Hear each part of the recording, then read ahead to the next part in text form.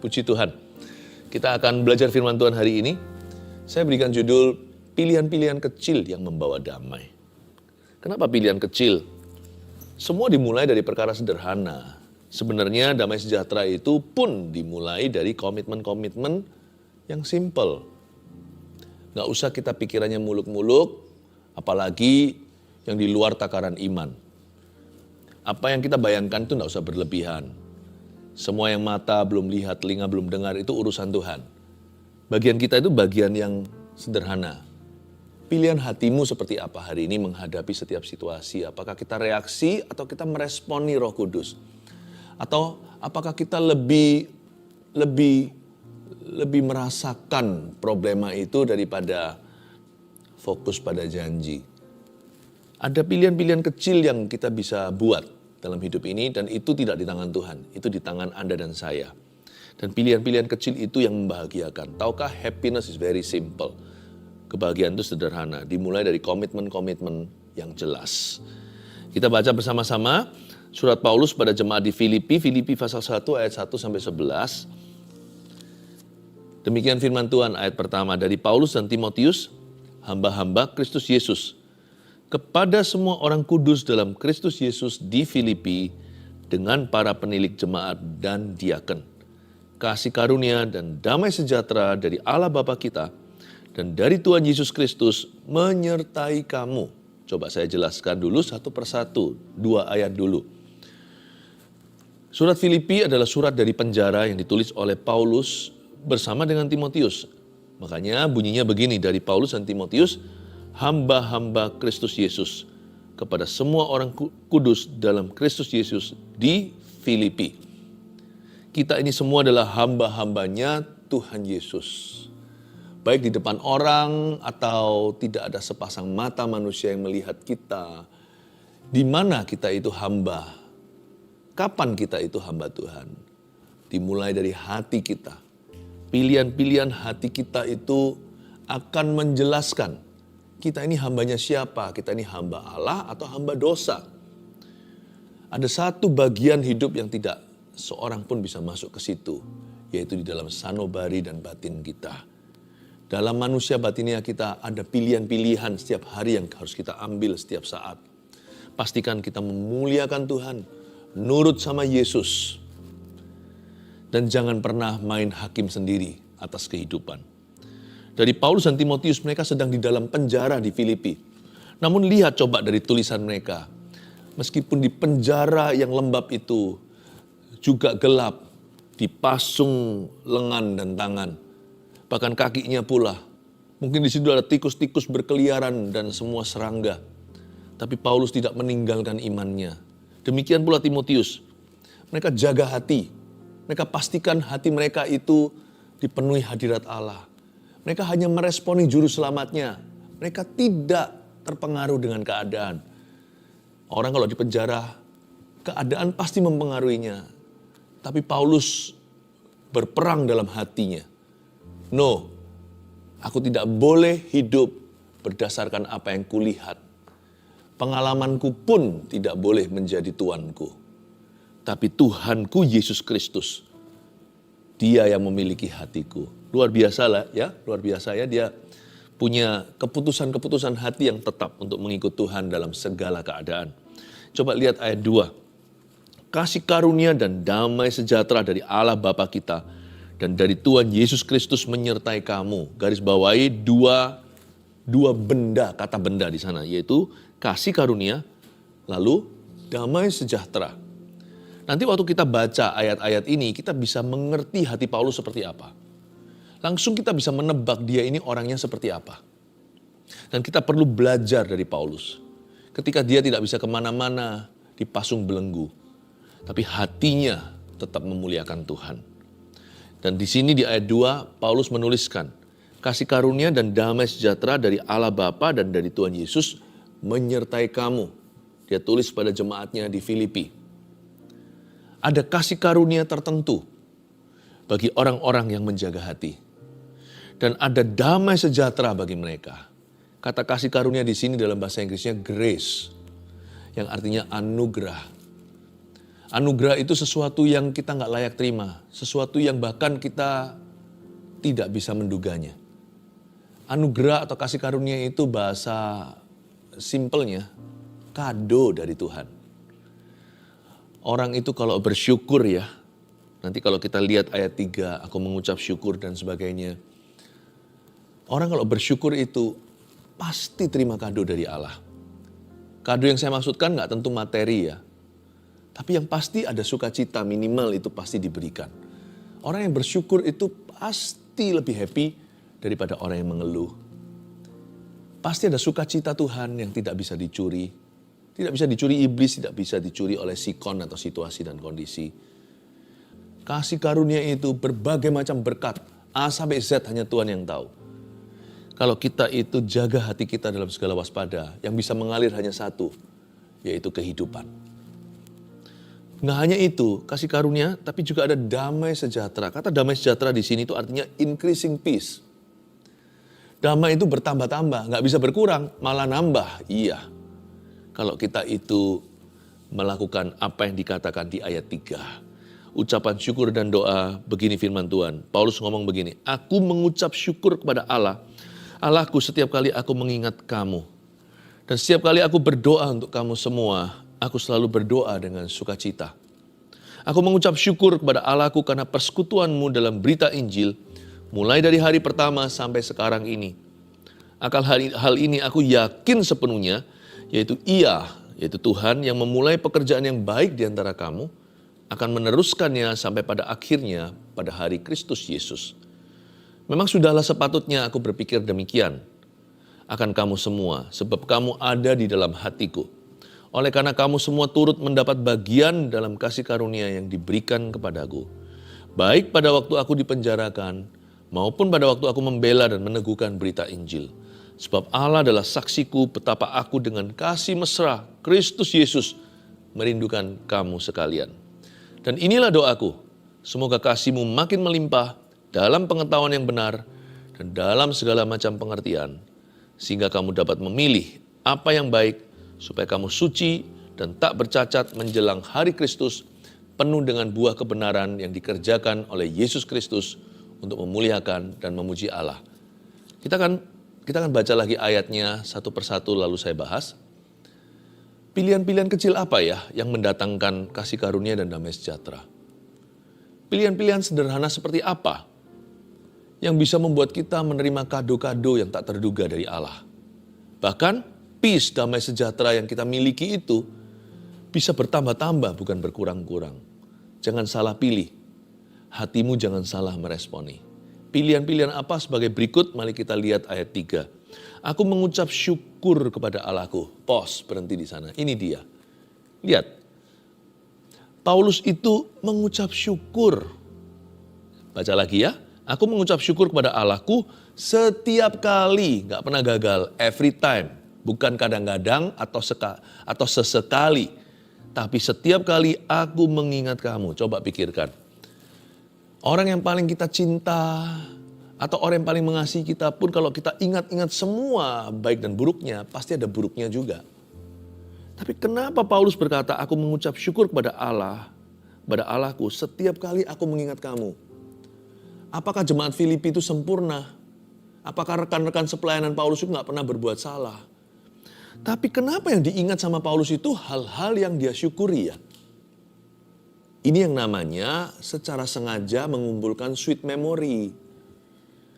Makanya itu kesalahan orang lain jangan diingat-ingat. Perkara-perkara negatif dalam hidup ini loh, jangan diungkit-ungkit. Kecuali untuk alasan evaluasi, nah itu boleh. Apalagi untuk diri sendiri. Kita juga harus mengampuni kesalahan kita. Kesalahan sendiri. Kalau kita memang harus ingat atau ungkit, itu demi evaluasi supaya kita belajar dari kesalahan. Tapi secukupnya aja. Tapi sebagian besar kita itu cenderungnya negative thinking soalnya.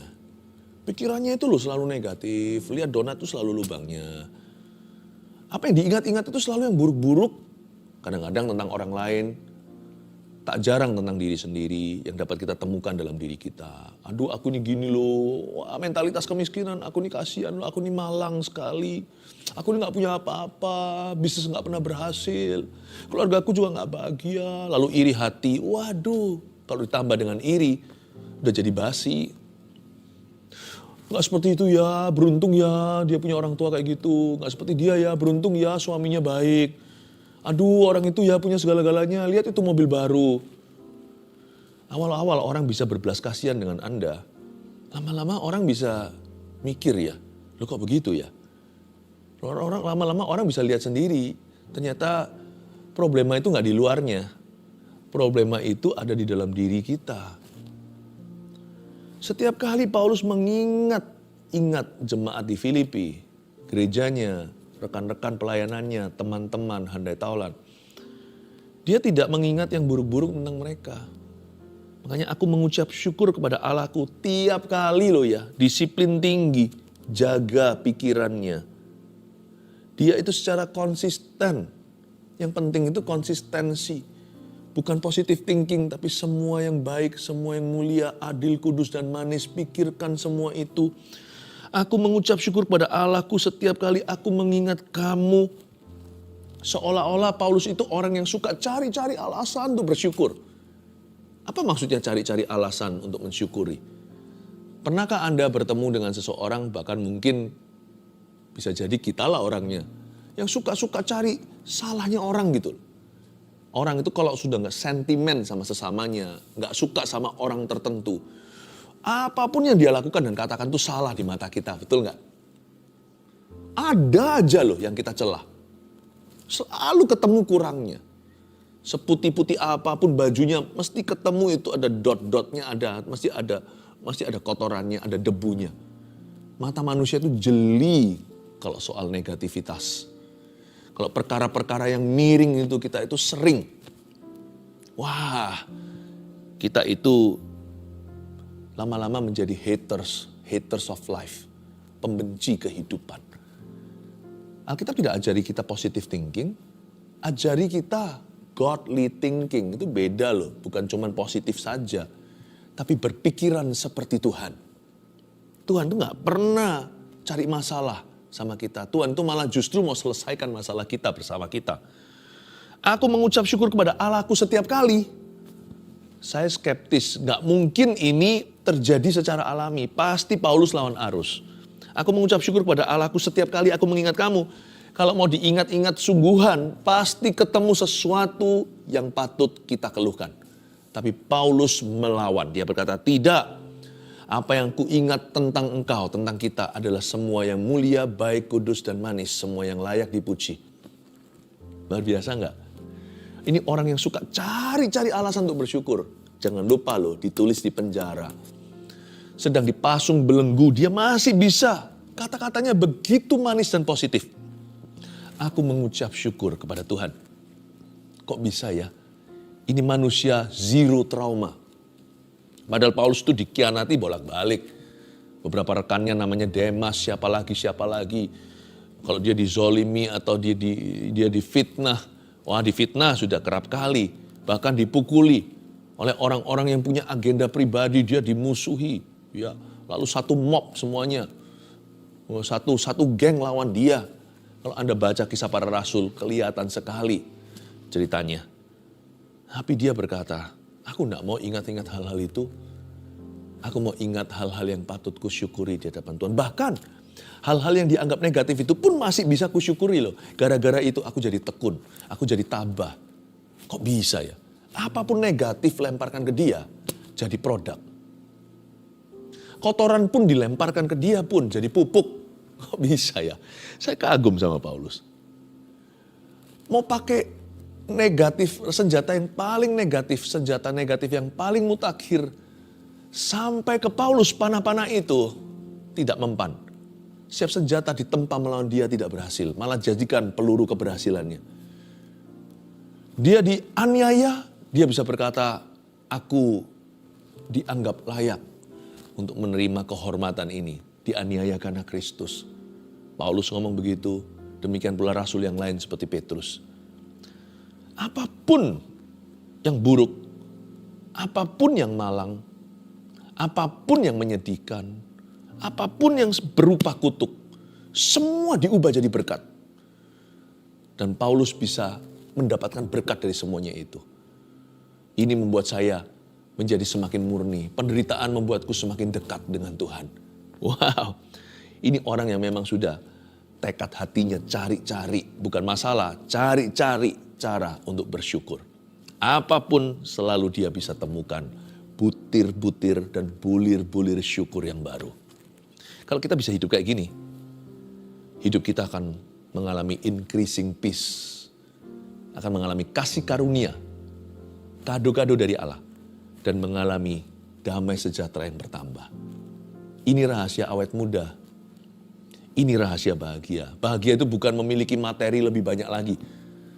Bahagia itu apapun yang kau miliki, sedikit atau banyak, apapun yang Anda punya, kalau Anda bisa syukuri secara maksimal, nikmatnya luar biasa.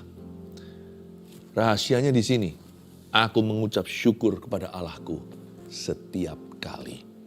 Dan setiap kali aku berdoa untuk kamu semua, ayat 4, aku selalu berdoa dengan sukacita. Doa Paulus itu bukan ngeluh, merengek-rengek, protes-protes sama Tuhan, bantah-bantah, marah-marah, kecewa, seperti banyak kita kalau doa kan kayak gitu modelnya. Tapi Paulus tidak demikian. Setiap kali aku berdoa untuk kamu semua, aku selalu, tidak kadang-kadang, berdoa dengan sukacita. I always pray with joy. Luar biasa. Aku mengucap syukur kepada Allahku karena persekutuanmu dalam berita Injil mulai dari hari pertama sampai sekarang ini. Salah satu alasan yang dia syukuri adalah kesetiaan jemaat. Mereka bersama Paulus sejak hari pertama Injil diberitakan kepada mereka. Apakah tidak ada jemaatnya yang mundur? Ada. Di Filipi juga ada satu orang yang dilepaskan, seorang hamba perempuan yang punya roh tenung itu. Bukannya seluruh majikannya, company-nya itu berterima kasih. Ini orang kesurupan dibebaskan. Malah justru dipenjarakan. Paulus kalau mau pikirkan yang jelek-jeleknya ya ada lah. Tapi dia memilih untuk syukuri mereka yang setia. Dia tidak marah dan kecewa sama yang pergi. Tapi dia berterima kasih sama Tuhan untuk mereka yang tinggal. Luar biasa ya, nggak lihat ke lubang donatnya. Dia makan donatnya. Ayat 6, akan hal ini aku yakin sepenuhnya, yaitu ia yang memulai pekerjaan yang baik di antara kamu, akan meneruskannya sampai pada akhirnya pada hari Kristus Yesus. Coba Anda lihat ayat 6, akan hal ini aku yakin sepenuhnya. Paulus punya alasan untuk goyang, dipenjarakan, ini gembalanya, rasulnya, pemimpinnya. Gimana dengan jemaatnya? Dia mengalami tantangan yang tidak terhingga. Karena zaman dulu, zaman peradilan beda. Orang kalau sekali masuk penjara, susah keluarnya. Paulus juga nggak tahu kapan dia dibebaskan. Kalau dia melihat semua kondisi sekeliling keadaan, tidak ada satupun yang menjanjikan. Belum lagi jemaat yang dia barusan rintis ini masih muda, masih belia. Nggak tahu nanti ini, wah masih banyak sekali urusannya. Siapa nanti yang meneruskan Paulus? Bagaimana dengan jemaat-jemaatnya? Apakah mereka setia? Siapa yang ngajari firman sama mereka? Tantangan di depan itu luar biasa. Bukan hanya tantangan yang sifatnya persoalan. Tantangan yang sifatnya tugas-tugas yang belum diselesaikan. Begitu banyak sekali tantangan dan rintangan. Tapi Paulus menghadapi semua ini kok bisa dengan cool headed ya. Dengan sejuk kepala. Tenang sekali orang ini. Nggak tahu dari mana, di mana rahasianya. Menurut saya di sini, sumber kepercayaannya itu dia kenal, yaitu Tuhan Yesus. Aku tahu dia yang memulai sesuatu yang baik di antaramu, akan meneruskannya sampai pada hari Kristus Yesus. Hatinya itu memilih untuk percaya, bukan untuk ragu. Emangnya dengan kita khawatir bisa menambah sasta gitu? Apakah dengan Paulus kena panic attack di dalam penjara, dia akan keluar dari penjara lebih cepat? Bukan malah justru di dalam penjara dia stres dan mati. Apakah dia dengan mengkhawatirkan jemaatnya seperti apa, jemaatnya akan bertumbuh? Bukannya malah justru jemaatnya dilemahkan kalau rasulnya aja begitu. Paulus nggak punya pilihan. Meskipun dia selalu punya pilihan. Dia memilih untuk optimis di dalam penjara. Kalau Anda di dalam penjara kehidupan keluarga saat teduh bersama, kita ini cenderungnya apa? Kita cenderungnya langsung gelisah, takut, bimbang, ragu, pesimis. Kita itu sebenarnya nggak punya pilihan. Kalau kita milih semua tadi yang saya sebutkan, pesimis dan sebagainya itu, kita pasti akan mati. Kita mati kutu, kita mati konyol. Dan justru semua yang Tuhan telah taruh dalam hidup kita bisa dirampas setan. Kita nggak punya pilihan. Pilihan kita cuma satu, jangan lupa pilih itu. Pilih untuk optimis. Ngadepin apapun tantangan, pilih optimis. Divonis kanker. Mungkin kita bisa bilang, ya enak aja orang kalau nggak kanker bisa ngomong begitu. Enggak juga sih. Setiap orang yang kena kanker juga dulu nggak pernah kena kanker. Ketika dia kena kanker, dia harus buat pilihan hati. Dia pilih untuk optimis, atau dia pilih untuk nangis dengan air mata putus asa. Kalau memang harus nangis, keluarga saat teduh, nangislah dengan iman. Menabur, yang menabur dengan mencucurkan air mata akan menuai dengan sorak-sorai. Yang maju menabur sambil menangis, menabur benih. Jangan hanya sekedar kita itu meratapi. Ratapan itu ada dua. Ada orang yang menangis itu karena dia itu, tangisannya adalah karena dia itu gelisah tak percaya. Gusar hatinya. Tapi ada orang yang menangis itu karena memohon kepada Allah. Pilih yang nomor dua itu. Jadikan itu pilihanmu satu-satunya. Kalau memang aku harus menghadapi tantangan di depan, aku memilih untuk optimis. Aku memilih untuk bergantung pada Yesus. Aku memilih untuk sungguh-sungguh berdoa kepada Tuhan. Kalau memang aku harus menangis, aku akan menangis untuk menabur benih dan maju. Yudas mungkin juga menangis, tapi tidak mendatangkan kebaikan. Karena tangisannya tidak percaya. Keluarga saat teduh bersama, akan hal ini aku yakin sepenuhnya. Pilihlah untuk optimis sewaktu kita menghadapi tantangan, oke? Yang ketujuh, coba lihat, memang sudah sepatutnya aku berpikir demikian akan kamu semua. Sebab kamu ada di dalam hatiku, oleh karena kamu semua turut mendapat bagian dalam kasih karunia yang diberikan kepadaku. Baik pada waktu aku dipenjarakan, maupun pada waktu aku membela dan meneguhkan berita Injil. Ayat 7 ini bagus sekali. Kalimat pertama saja, memang sudah sepatutnya aku berpikir demikian. Paulus mengatakan, memangnya ada berapa jalur pikiran yang bisa kutempuh di sini? Hanya satu. Sudah sepatutnya aku berpikir begini. Aku percaya Tuhan akan menyelesaikannya untukku. Dan kalian, Tuhan, Paulus berbicara tentang pada jemaatnya, kamu semua yang juga ada dalam hatiku, turut mendapat bagian dari kasih karunia yang Tuhan berikan kepada saya. Kita akan bersama-sama ya, melakukan bagian kita. Wah, ini suara seorang pemimpin yang mendorong jemaatnya untuk percaya dan untuk yakin. Kalau Anda punya pilihan, percaya atau ragu, pilih mana? Pilih percaya. Kalau Anda punya pilihan, yakin atau bimbang, pilih mana? Pilih yakin. Kalau Anda punya pilihan optimis atau pesimis, jangan lupa kita ini orang Kristen, berarti kita ini umat beriman. Kita ini orang percaya, firman Tuhan berkata kita itu believers. Orang-orang yang percaya. Dan pilihlah optimis kalau begitu, karena pesimis bukan jalur hidup kita. Sebab Allah adalah saksiku bahwa aku dengan kasih mesra Kristus Yesus merindukan kamu sekalian. Belum lagi Paulus itu sifatnya manis. Dalam penjara dia gak kepahitan. Pilihan hatinya itu loh, luar biasa. Ini kenapa Paulus itu tidak pernah kehilangan damai. Karena dia tidak kecolongan pilihan-pilihan kecil dalam hidupnya. Ayat yang ke-9. Dan inilah doaku. Semoga kasihmu makin melimpah dalam pengetahuan yang benar dan dalam segala macam pengertian. I love this. Dan inilah doaku. Jadi Paulus itu selalu memilih untuk berdoa dalam segala perkara. He's a man of prayer. Apa-apa doa. Mulai sesuatu doa dulu. Setelah menyelesaikannya berdoa kemudian. Paulus ini membangun hidupnya di atas dasar mesbah doa. Seringkali kita mengucapkan suatu kalimat yang klise atau klasik sekali didengarkan. Doa adalah nafas hidup orang Kristen. Tapi de facto faktanya dalam realita, itu tidak dilakukan oleh banyak anak Tuhan.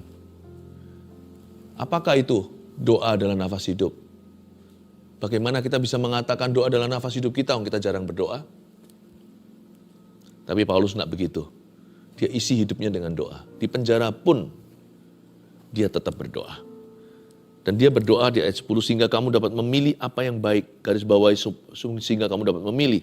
Supaya kamu suci dan tak bercacat menjelang hari Kristus. Penuh dengan buah kebenaran yang dikerjakan oleh Yesus Kristus untuk memuliakan dan memuji Allah. Paulus itu berdoa dulu dalam segala sesuatu. Dan kalau dia bisa berdoa, dia sudah menang. Karena orang yang berdoa sudah menyerahkan hidupnya ke tangan Allah. Tantangan terbesar waktu kita dihimpit masalah adalah kita itu tidak bisa berdoa. Pada waktu kita merasa tidak ingin berdoa, pilihlah untuk berdoa. Sebab pilihan ini akan membawa damai. Tidak berdoa justru akan kehilangan damai. Dan karena Paulus sudah bisa menjaga hati bersyukur dulu. Keputusan-keputusan hati sudah dia serahkan ke Tuhan Yesus. Keputusan hidup jadi gampang diserahkan. Kalau orang sudah bisa bersyukur dalam segala keadaan, kalau orang bisa optimis menghadapi tantangan, gampang untuk menyerahkan keputusan-keputusan kehidupan ke dalam tangan Tuhan. Kenapa banyak di antara kita keputusan hidup kita itu salah kaprah? Kita tuh membuat banyak kesalahan dalam pengambilan keputusan. Kenapa? Karena hati kita nggak diserahkan. Pilihan kecil itulah bukan hanya membawa damai, dia melatih kita untuk setia dalam pilihan-pilihan besar nantinya. Paulus itu bisa jaga hati bersyukur. Dan Paulus memilih untuk optimis. Gak heran belenggu pun tidak bisa menghalanginya untuk berdoa. Dan dari Filipi ini di penjara, dia membuat keputusan-keputusan yang hebat seterusnya. Kita tahu ceritanya di Kisah Para Rasul, paralel dari surat-suratnya, itu biografinya. Kita melihat bagaimana keputusan-keputusannya itu memuliakan Tuhan. Gak heran. Karena keputusan satu, dia tidak bolong di situ. Dia bersyukur dulu dalam segala perkara. 3 poin ini, tolong Anda catat. Dan ingatlah, dalam 3 hal ini, pilihan kecil kita, pastikan kita buat yang benar. Yang pertama, memilih untuk bersyukur dalam segala keadaan. Itu pilihan kecil pertama, latih dirimu beribadah. 2, memilih untuk optimis waktu menghadapi tantangan. Kalau kita diperhadapkan dengan pilihan optimis atau pesimis, Anda tahu jawabannya. 3, memilih untuk berdoa dulu sebelum mengambil keputusan. Ternyata tidak banyak anak Tuhan yang punya disiplin ini. Sebelum membuat keputusan besar, doa dulu. Kebanyakan kita hanya bergantung pada pengertian manusia atau pada hikmat sendiri. Mari kita bertobat dari kesalahan itu. Pilihlah untuk berdoa sebelum melakukan segala sesuatu atau memutuskan apa-apa. 3 pilihan hati ini tolong pegang erat-erat di dalam dada dan mulai jadikan gaya hidup kita setiap hari, siang dan malam. Terpujilah nama Tuhan.